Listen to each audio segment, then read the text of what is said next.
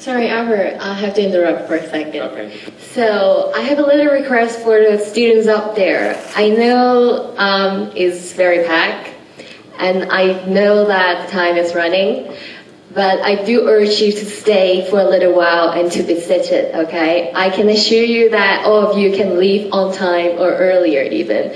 So please be seated and don't leave right now. And after we finish everything, I will divide into 3 songs so that each song will leave accordingly, okay? So please don't stand up right now and leave because it will be really dangerous. So we only do this for your safety, okay? So I urge you to do this. So for the students up there, if you have questions, we also welcome you to ask. And so you can just raise your hand and you can just shout out your questions, okay? So up there, yes, please.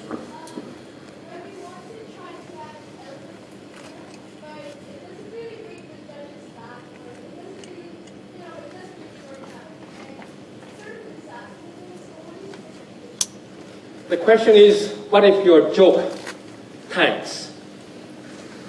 What if your joke didn't work? No one laughed. Well, it happens. And it happened a while ago. Someone didn't laugh in one of my jokes. What did I do? I just pretend nothing happened. I just pretend that it's not a joke and carry on. So no one will notice whether you are actually trying to crack a joke or not. Right? It's only you. And because you have an expectation that someone should laugh, and it feels bad that no one responded. But actually the audience, because they didn't laugh, they did not realize that it's a joke. So no problem with that. Just keep going on. Keep go on. Anyone else?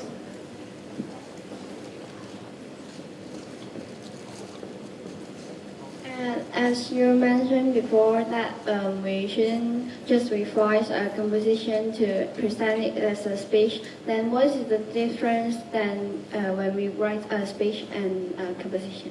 A composition, an essay. What's the difference, you mean? Now, I said a while ago, speeches is meant for the ears. And essays or composition is meant to be read. Right? So in composition, you can write very complicated sentences. Sometimes very long.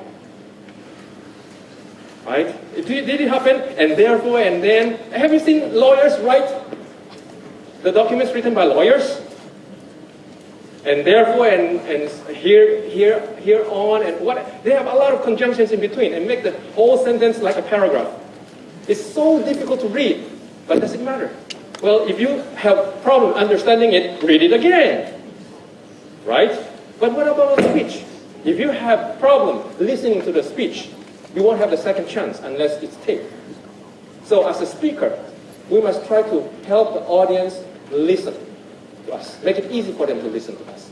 So in a speech, we try to use simple words, simple sentence structures, right? Words that create vivid pictures.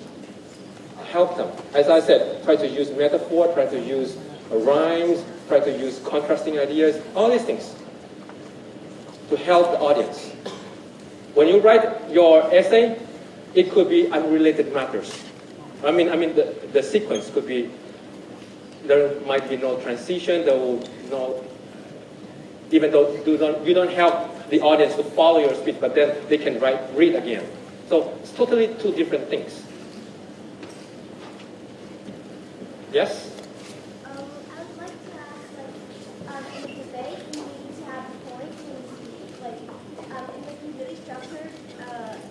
It must be really structured, like point 1, point 2, point 3.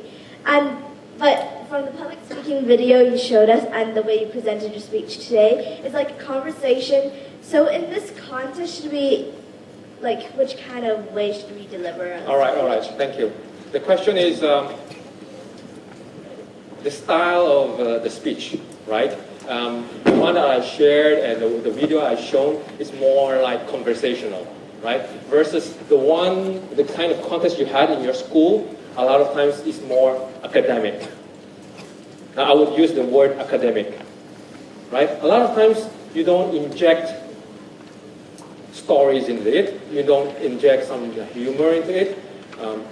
This kind of spices I was mentioning. A lot of times you don't put that into speech. A lot of times you just put arguments, points, supportive materials. That's what I said. It sounds like an academic speech.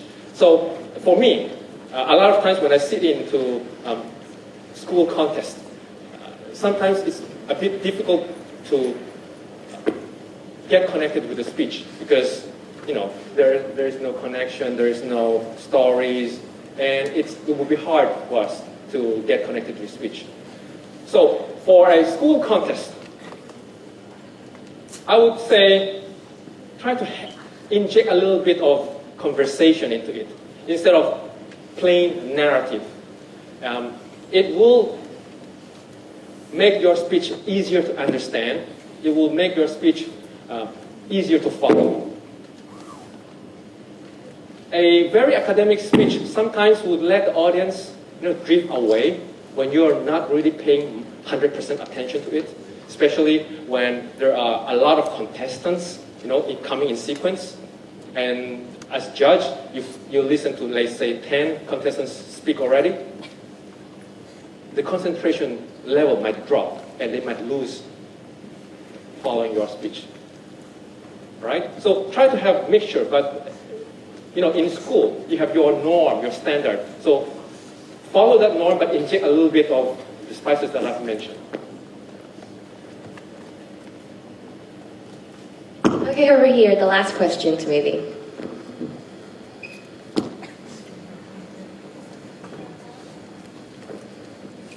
I want to ask that do you expect an answer from question, like when you ask question to the audience, to the judge when we're facing several judges? Okay, in the prelim round, there are only 3 persons in the room. 3? 2 or 3, including the timer, right? 2 judges and the timer. So when you try to engage the audience, you probably have only 3 persons to engage with. In that case, well, I think you still can address your question, but not too many questions because it will sound quite awkward. Just ask 1 or 2 questions. I think that it will be okay, right? For a very short speech, like 3 minutes, 2 questions just to engage the audience, the judges, to let them know that you are confident and to create. Know your judges, whether they come from Toastmasters or they come from school, right? Judges from different backgrounds have different styles. Now, judges from Toastmasters, we prefer conversational kind of speech delivery. So if you find judges from Toastmasters, well, try to get connected with them by having some questions that will help. Good to point out that thing, I've seen speakers who came in this room, and there were 3 of us in the room, and all of us are men. Okay? And she opened up like this. Ladies and gentlemen, there's no lady in the room, right? So make sure you know what you should say, how you should greet the audience. Next, one more. Okay. Yes, one more. He was trying to ask a question. I would like to ask, in case of a public speech, is it okay to use informal words like short forms and slang? I think in a formal context, refrain from doing that. You see, it's an academic contest, and so refrain from using jargons and slangs. And the judges might have age gap with you. They might not be able to understand what you're trying to say. So, in a formal context, try to use the formal language. That will be better. All right. So that should be it. And thank you for having me today. Thank you. Thank you. Thank you, Alice, for your wonderful speech. I learned a lot, especially the confidence you show on the stage.